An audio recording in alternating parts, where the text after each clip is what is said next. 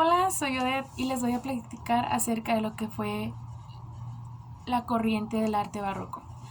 El arte barroco yo lo veo así, como una edad de luz y oscuridad, puesto que este elemento fue utilizado en sus tres principales medios, lo que fue la arquitectura, la pintura y la escultura. En la arquitectura se presenta de esta manera. Las ventanas ya son utilizadas no como un medio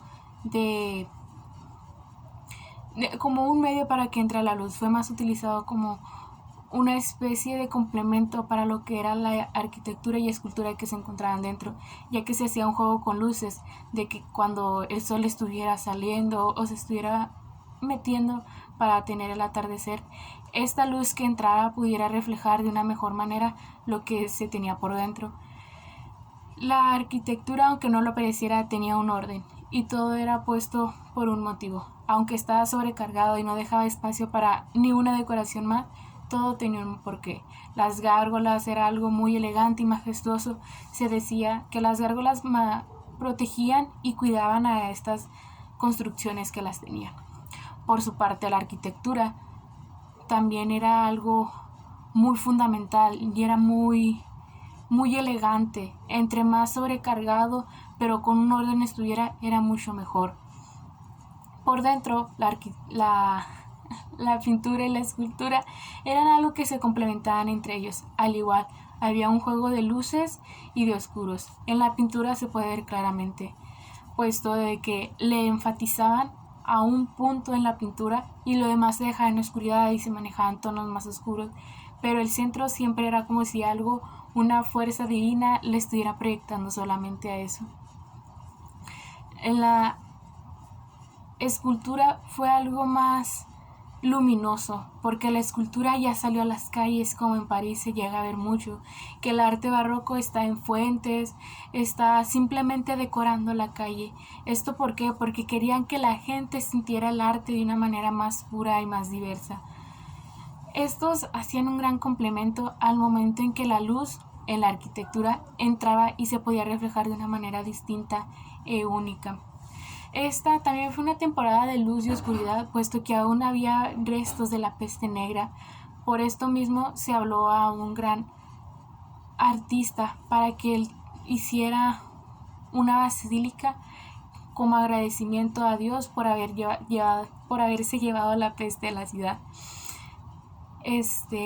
Los principales artistas de este tiempo fueron Bernini, que él es muy reconocido ya que el mármol era de sus materiales preferidos. Se veía muy claramente en todas las piezas que él hacía, en la arquitectura que él llegaba a diseñar. Miguel Ángel, que es también muy reconocido porque reubicó totalmente toda una ciudad que fue dejada en cenizas tras un fuerte incendio, dejado a un lado la basílica gótica que estaba. Entonces esta fue una gran oportunidad para poder plantear algo mucho mejor.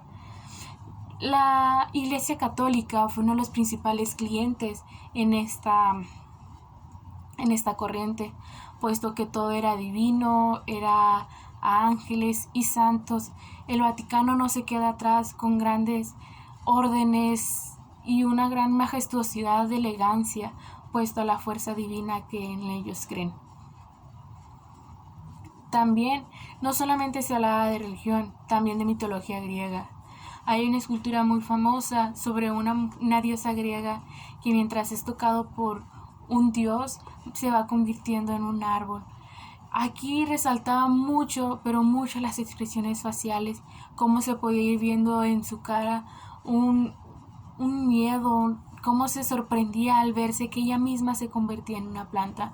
También está la escultura de Santa María, que fue conmemorada santa años después, pero en su rostro se podía ver un gran éxtasis. En ella se decía que veía como un ángel apuntaba con una flecha, mientras que en la punta se encontraba una flecha de oro y al inicio de la flecha había un poco de fuego.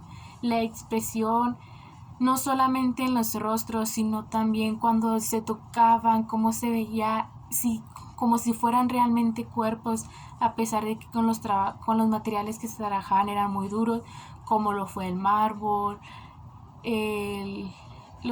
lo que se podría llamar yeso, el cobre, metales también fueron utilizados.